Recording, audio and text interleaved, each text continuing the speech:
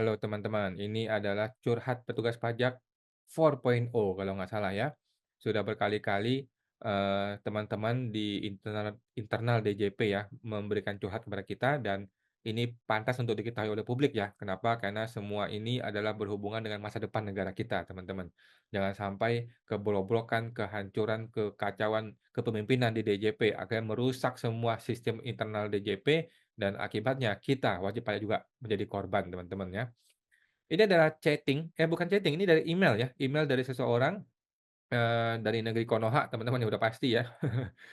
Sudah akan gua share ke teman-teman ya, bagaimana internal DJP, berkeluh kesah tentang masalah internal mereka, Cortex Surya Utomo ya, judulnya ya. Ini dari email, dari suatu hari di negeri Konoha ya.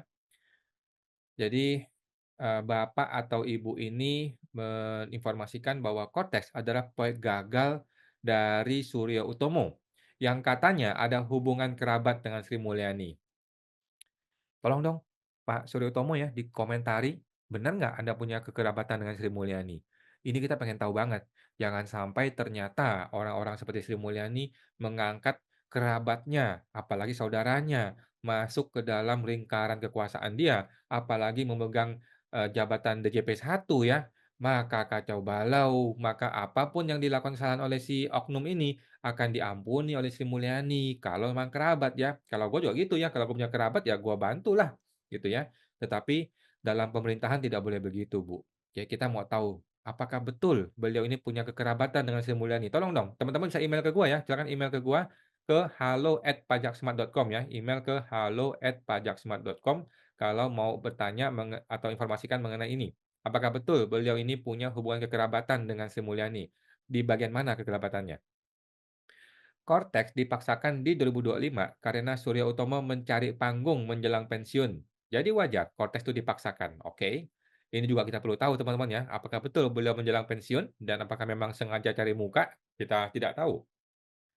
Surya Utomo juga punya kebijakan ngaco memindahkan pegawai sekelas pelaksana ke seluruh Indonesia. Padahal awalnya mutasi pelaksana hanya di dalam satu kanwil.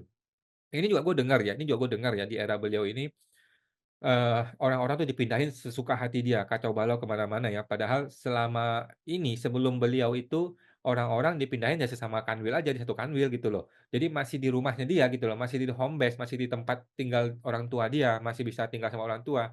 Sekarang dia masih tinggal jauh di luar kantor, home base dia, apalagi sampai keluar pulau gitu, mesti ngekos, mesti bayarin, kehidupan dan sebagainya.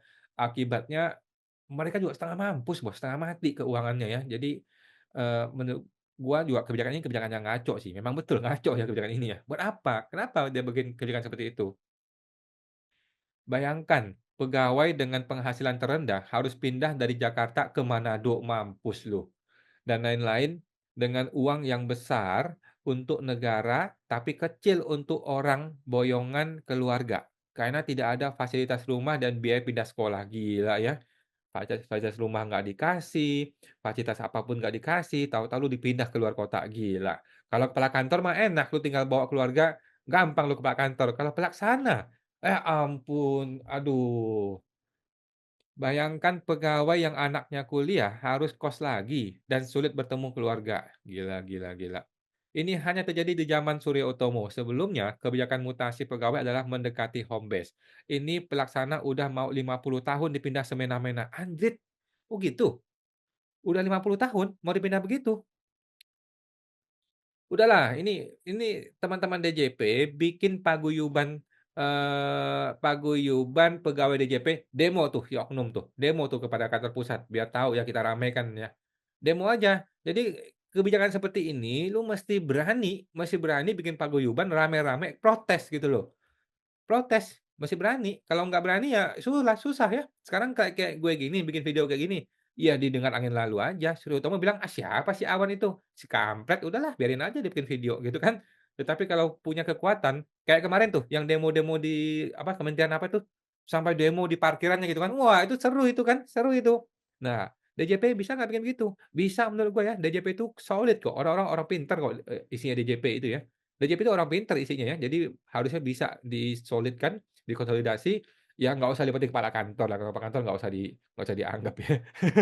Jadi teman-teman yang di level yang mengalami ini aja ya, demo aja, bikin bikin surat kalau perlu ya, bikin surat kepada si dirjen, kemudian tembusin ke Sri Mulyani, tembusin ke ombudsman, tembusin ke Prabowo, nanti gue juga akan bacakan gitu ya. Supaya, oknum-oknum seperti di negeri Konoha itu nggak semena-mena gitu loh, ya kan? Oke lanjut, kesialan Surya Utomo mungkin adalah doa keluarga pegawai yang terzolimi. Terima kasih, jika butuh informasi internal DJP saya siap berikan informasi. Oke siap Pak, siap Bu, ya. Siap respect kata gue ya. Saya akan viralkan ya. Terima kasih sudah membantu dan gue akan bertanya berikutnya mengenai pertanyaan berikutnya ya, tentang informasi A1,5. Sulit teman-teman ya, sulit ya. Gua termasuk orang yang nggak suka di luar kota ya. Gua aja nih kerja dari rumah. Gua kerja dari rumah, gua nggak kemana-mana, jarang banget gua meeting karena gue emang nggak suka di luar home base ya. Kalau gua jadi pegawai kayak tadi begitu udah nggak sanggup gue ya, nggak sanggup. Apalagi dengan gaji rendah. Kalau gaji tinggi masih bisa aku toleransi deh. Tapi kalau gaji rendah atau gaji kecil gitu ya atau UMR atau gaji berapa, aduh sakit sekali ya, menderita sekali.